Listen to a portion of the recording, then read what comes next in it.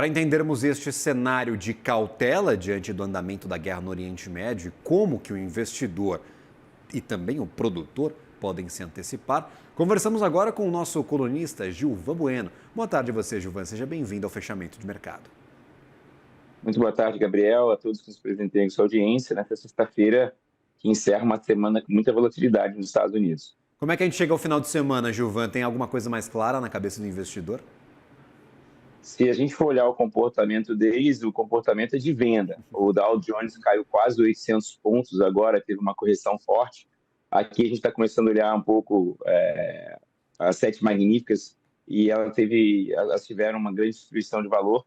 Então, todo mundo preocupado, Nasdaq caindo, Dow Jones caindo, Standard & Poor's caindo, e o Russell 2000 também caindo e o VIX subindo.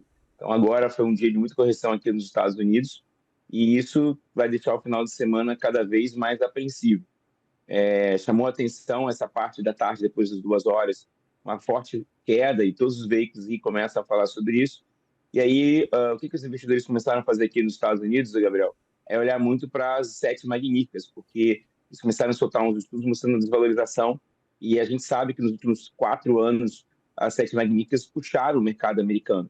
Então, acabam que elas têm essa concentração no índice e a queda delas pode prejudicar muito o índice e algumas posições de alguns investidores. Perfeito. E aí, Gilvan, o pessoal tá vendendo e correndo para as colinas, ninguém quer ficar posicionado no final de semana, é isso? Fala, cara, eu não quero dor de cabeça, vende tudo que tem, vende pelo menos um pouco das ações, dos títulos de dívida. Vamos sair dessa conversa, porque durante o final de semana, sabe Deus lá o que vai acontecer. Essa postura que a gente está vendo nessa sexta-feira? Sim, é essa postura mesmo. Os investidores buscando liquidez, fazendo flight to quality, e mudou um pouco esse comportamento nos últimos meses.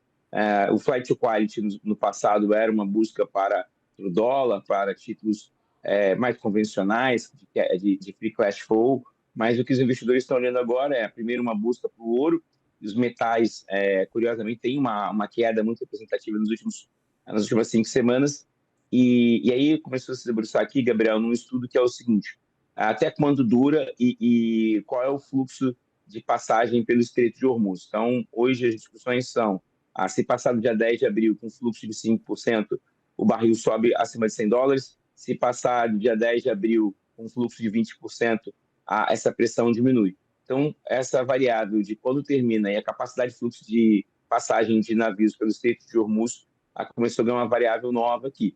Mas, em linhas gerais, os investidores estão olhando muito para outros mercados.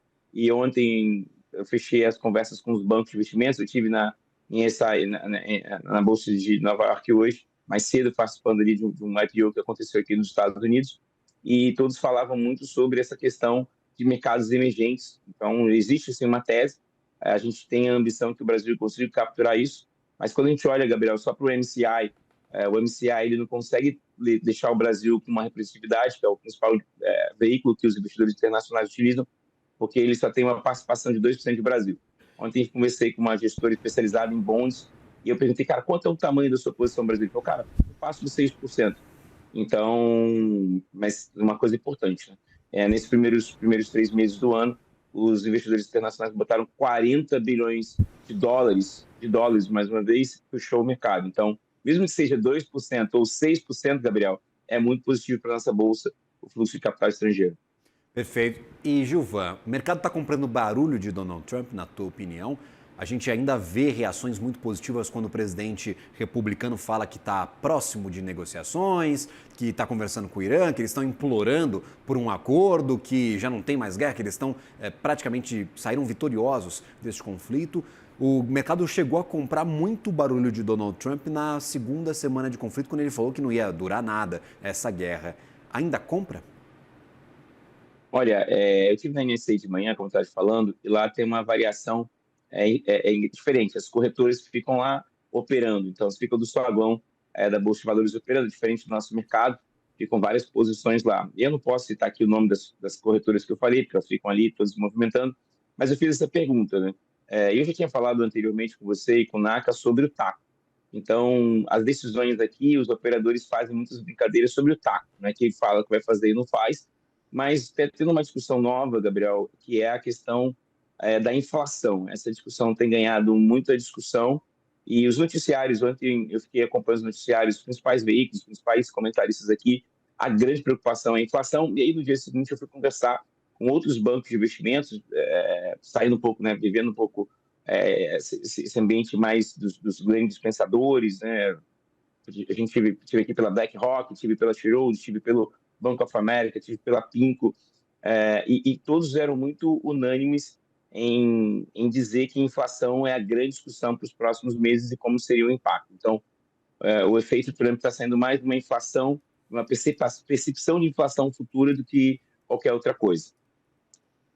Perfeito. E aí, por exemplo, a gente viu corrida para lá, corrida para cá, a galera até tá vendendo ouro, ninguém tá aguentando essa volatilidade. Para onde que esse dinheiro está indo hoje, Gilvan? A gente vê entrada de dinheiro no Brasil, tem o flight to quality, mas onde que está esse quality, meu caro? Que raio que é esse? Que bicho que é esse? Para onde está indo essa grana? Porque a gente está vendo índices americanos caindo, índices europeus caindo, o índice brasileiro está naquele vai ou não vai, entra um pouquinho de dinheiro aqui, a gente vê uma reanimada, o ouro está perdendo valor, a prata está perdendo valor, o Bitcoin está perdendo valor. Para onde está indo essa grana, meu caro? Cara, pergunta muito boa e curiosamente, um dos participantes aqui que estão comigo realizou essa pergunta, eu fiquei surpreso. Então, acho que vocês combinaram aí o raciocínio, tá? Mas, em gerais, existe aqui nos Estados Unidos uma questão muito diferente. Nessa última viagem, Gabriel, me aprofundei, que são os investimentos alternativos, que são investimentos em economia real. Então, para você ter ideia, tem uma companhia que ela faz o seguinte,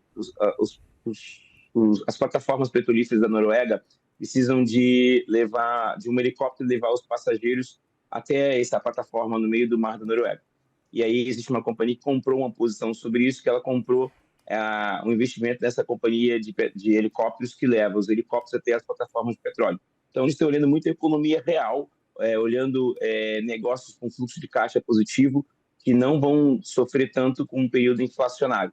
Então, o que existe talvez é uma fuga de economia real, uma fuga de mercado, de volatilidade, de incerteza, de flutuação no preço dos ativos, mas sim uma busca por negócios depreciados. No primeiro dia que eu estive aqui, a gente falou muito com alguns investidores que queriam entender sobre agronegócio, porque eles entendiam que tinha muitas posições desvalorizadas no agronegócio, principalmente eu estou pensando em inglês aqui, no Chapter 11, mas a recuperação judicial nos Estados Unidos, no Brasil, e a recuperação judicial no Brasil tem deixado alguns ativos muito atraentes e os investidores estão olhando muito para isso.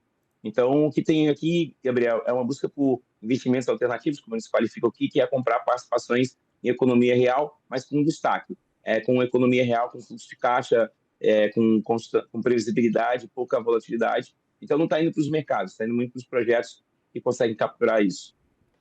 Gilvan Bueno, nosso colunista aqui do CNN Money, sempre um prazer conversar contigo, meu caro. Vá curtir esse final de semana, enquanto tem tempo ainda, enquanto o mundo não está acabando, meu caro. Um abraço para ti, até a próxima. Até a próxima, sextou. Tchau, tchau. Valeu, sextou demais. Tchau.